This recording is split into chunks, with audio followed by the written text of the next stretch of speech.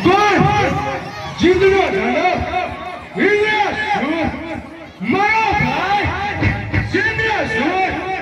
ક્યારનો ગયો છે તેની મને કોઈ જાણ નથી કરો તેની પાછળ તેને ગોતવા માટે જાઓ